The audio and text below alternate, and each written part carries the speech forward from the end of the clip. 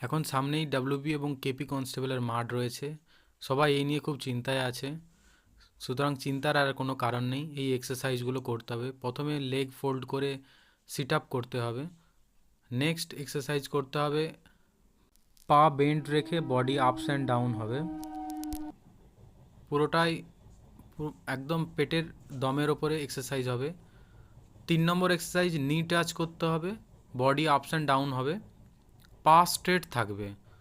পেটের পাওয়ার হচ্ছে আসল পাওয়ার। পেটের পাওয়ার যদি সবার ঠিকঠাক থাকে তাহলে দম সবার সব রকমভাবে বজায় থাকবে।